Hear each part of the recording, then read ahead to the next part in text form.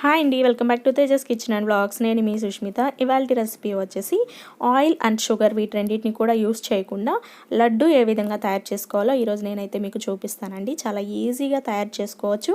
Taste అయితే చెప్పనక్కర్లేదు, చాలా చాలా బాగుంటుంది. మీరు ఒకసారి తయారు చేసి మీ ఇంట్లో వాళ్ళకి టేస్ట్ చూపించారంటే ఎప్పుడైనా సరే సింపుల్గా ఇలాగే చేసేయమంటారు, అంత బాగుంటుంది. అలాగే ఈ లడ్డు హెల్త్కి కూడా చాలా మంచిదండి. ఇప్పుడు ఈ లడ్డు ఎలా తయారు చేసుకోవాలో చూసేద్దాం. ఈ లడ్డు తయారు చేసుకోవడం కోసం ముందుగా మనం ఒక కప్పు పచ్చిశనగపప్పు తీసుకుని ఒక 3 అవర్స్ పాటు నానబెట్టుకోవాలి. మంచిగా వాష్ చేసి ఒక 3 గంటల పాటు నానబెట్టుకోవాలండి. ఈ విధంగా పప్పు బాగా 3 గంటల పాటు నానబెట్టిన తర్వాత వాటర్ ఏమీ లేకుండా ఈ శనగపప్పుని మిక్సీ జార్లో వేసుకుని మెత్తగా గ్రైండ్ చేసుకోవాలి. వాటర్ యాడ్ చేయకూడదండి. ఈ విధంగా మెత్తగా గ్రైండ్ చేయాలి. ఒకవేళ మీకు మనం ఇక్కడ వాటర్ వేయం కాబట్టి అక్కడక్కడ పచ్చిశనగపప్పు తగులుతూ ఉంటుందండి. నో ప్రాబ్లము, ఇబ్బంది ఏం లేదు. దీనిని మళ్ళీ కూడా మనం ఇంకొకసారి గ్రైండ్ చేసుకోవాల్సి ఉంటుంది. ఈ విధంగా మనము ఈ పచ్చిశనగపప్పును అయితే గ్రైండ్ చేసుకున్న తర్వాత స్టవ్ పైన ఒక కడాయి పెట్టుకుని 2 టీ స్పూన్ల నెయ్యి యాడ్ చేసుకోండి. ఈ నెయ్యి బాగా కరిగి కొంచెం వేడెక్కిన తర్వాత ఇందులో మనం 1 టేబుల్ స్పూన్ జీడిపప్పు, 1 టేబుల్ స్పూన్ కిస్మిస్లు వేసుకుని చక్కగా వేయించుకోవాలి. దోరగా వేగితే సరిపోతుందండి. ఇలా 1 నిమిషం పాటు దోరగా వేయించిన తర్వాత పక్కకు తీసుకోవాలి. ఇప్పుడు ఇదే కడాయిలో మనం ఇందాక గ్రైండ్ చేసుకున్నటువంటి ఈ శనగపప్పు మిశ్రమం ఏదైతే ఉందో దీనిని యాడ్ చేసుకుని మీడియం టు లో ఫ్లేమ్ మీద పచ్చి వాసన పోయి ఈ పచ్చి శనగ ఇప్పుడు మనకి ఇది ముద్దలాగా ఉంది కదా, ఇది చక్కగా పొడి పొడిలాడుతూ అయ్యే వరకు వేయించుకోవాలండి. ఇట్లా మనకి రెడీ అవ్వడానికి కనీసం 7-8 నిమిషాల టైం అయితే పడుతుందన్నమాట.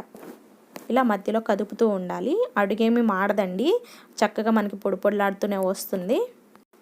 అవసరం అనిపిస్తే మధ్య మధ్యలో ఒక్కొక్క టీ స్పూన్ నెయ్యిని యాడ్ చేసుకోండి. చూడండి, నాకు 5 నిమిషాలకి ఇట్లా పొడి పొడిలాడుతూ రెడీ అయ్యింది. ఇంకొక 5 నిమిషాల పాటు మనం ఫ్రై చేసుకుంటే చక్కగా పచ్చి వాసన అనేది లేకుండా కమ్మటి ఫ్లేవర్ అనేది మనకి వస్తూ ఉంటుందన్నమాట. ఇది కాస్త కలర్ కూడా చేంజ్ అవుతుంది. నాకైతే పచ్చి వాసన అంతా పోయి ఇట్లా రెడీ అవ్వడానికి 10 నిమిషాల టైం అయితే పట్టిందండి. చూసారా, చక్కగా డ్రైగా అయిపోయింది. తడి అనేది ఏమీ లేకుండా కమ్మటి సువాసన వస్తూ మంచిగా రెడీ అయిపోయింది. ఇప్పుడు స్టవ్ ఆఫ్ చేసేసి పక్కన పెట్టుకుని దీనిని ఒక 5 నిమిషాల పాటు చల్లారనివ్వాలి. ఒక ప్లేట్లోకి తీసుకుంటే తొందరగా చల్లారిపోతుంది. ఇది కాస్త చల్లారిందండి. చల్లారిన తర్వాత మనం మిక్సీ జార్లోకి తీసుకుని మరొకసారి ఈ పలుకు అనేది లేకుండా మెత్తగా గ్రైండ్ చేసుకుంటే మనకి ఈ విధంగా పౌడర్ లాగా రెడీ అవుతుంది అనమాట. చూసారా, ఇలా ఉంటుందండి. రవ్వ రవ్వగా తయారవుతుంది ఈ పచ్చిశనగపప్పు అనేది. ఇలాగే మొత్తం కూడా మనం రెడీ చేసుకుని పక్కన పెట్టుకోవాలి. చూడండి, గ్రైండ్ చేసుకుంటే మనకి ఇట్లా రవ్వ రవ్వగా ఇలా పొడి పొడిలాడుతూ ఉంటే లడ్డూలు చాలా టేస్టీగా ఉంటాయి. ఇప్పుడు మనం పాకం తయారు చేసుకోవడం కోసం స్టవ్ పైన సేమ్ మనం ఇందాక పచ్చిశనగపప్పు పేస్ట్ని గ్రైండ్ చేసుకున్నటువంటి కడాయి పెట్టుకుని సేమ్ కడాయి పెట్టుకుని 1 కప్పు పచ్చిశనగపప్పు తీసుకున్నాం కాబట్టి 1 కప్పు తురిమిన బెల్లం తీసుకోండి. అలాగే ఇందులో మనం 1/2 కప్పు వాటర్ యాడ్ చేసుకుంటే సరిపోతుంది. ఒక 50 ml వాటర్ యాడ్ చేసినా సరిపోతుంది. ఇప్పుడు మీడియం ఫ్లేమ్ మీద దీనిని పాకం వచ్చే వరకు ఇలా కలుపుతూ రెడీ చేసుకోవాలి. పాకం చాలా తొందరగా వచ్చేస్తుందండి. ఒక 3-4 నిమిషాల్లోనే మనకి బెల్లం పాకం అనేది రెడీ అయిపోతుంది అనమాట. పాకం వచ్చింది అని తెలుసుకోవడం కోసం బెల్లం ఇట్లా మనకి చిక్కబడుతుందండి. దగ్గరకు వచ్చినప్పుడు కాస్త ప్లేట్లో వాటర్ తీసుకుని చల్లని వాటర్లో కొంచెం పాకాన్ని వేసుకుంటే పాకం అటు ఇటు కదిలిపోకుండా ఇట్లా దగ్గరకు వస్తే సరిపోతుందన్నమాట. ఇట్లా లేత పాకం పడితే సరిపోతుంది. మరి పాకాన్ని ముద్దరనివ్వకండి. ఇలా పాకం వచ్చేసిన తర్వాత ఇప్పుడు మనం వెంటనే మనం ఇందాక గ్రైండ్ చేసుకున్నటువంటి శనగపప్పు పౌడర్ ఏదైతే ఉందో ఈ పౌడర్ని లేట్ చేయకుండా యాడ్ చేస్తూ కలుపుతూ ఉండాలి. అలాగే ఇలా కలిపేటప్పుడే మీరు వెంటనే స్టవ్ ఆఫ్ చేసేయండి, లేదంటే పాకం ముదిరిపోతుంది. పాకం మొత్తం మిశ్రమం అంతా కలిసేలాగా బాగా కలపాలి.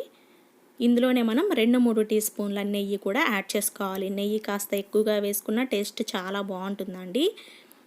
అలాగే మనం ఇందాక ఫ్రై చేసుకున్నటువంటి జీడిపప్పు, కిస్మిస్లు, అలాగే కొంచెం మీ ఆప్షనల్ అండి సారపప్పు. ఇక్కడ 2 టీ స్పూన్ల సారపప్పు కూడా నేను టేస్ట్ కోసం వేసుకుంటున్నాను. హెల్త్కి కూడా మంచిది కాబట్టి వేస్తున్నాను. వీటన్నిటిని బాగా కలిపి మనకు నచ్చిన సైజులో లడ్డూల్లాగా చుట్టుకుంటే ఎంతో టేస్టీగా ఉండేటటువంటి లడ్డూలు మనకి రెడీ అయిపోతాయి. ఇవి టేస్ట్ కూడా చాలా చాలా బాగుంటుందండి. తప్పకుండా ట్రై చేయండి. హెల్త్కి కూడా చాలా మంచిది. ఎందుకంటే మనం ఇక్కడ ఆయిల్ వాడలేదు, అలాగే షుగర్ కూడా వాడలేదు. చూసారా చక్కగా మనకి లడ్డూలు అనేటివి వచ్చేసాయి. మీకు ఇష్టం ఉంటే ఇంకాస్త నెయ్యి కూడా వేసుకోండి, టేస్ట్ ఇంకా డబుల్ అవుతుంది. ఇలాగే మనం అన్నీ రెడీ చేసుకుంటే చక్కగా టేస్టీ అండ్ హెల్తీ లడ్డూలు రెడీ అయిపోయాయి. ఒకవేళ మీరు కనుక ట్రై చేస్తే మీకు ఈ రెసిపీ ఎలా వచ్చింది, టేస్ట్ ఎలా ఉంది అనేది కూడా నాకు తప్పకుండా కామెంట్ సెక్షన్లో తెలియచేయండి. ఇలాంటి మరిన్ని రెసిపీస్ కోసం తప్పకుండా మన ఛానల్ని సబ్స్క్రైబ్ చేయండి. Thanks for watching. బాయ్.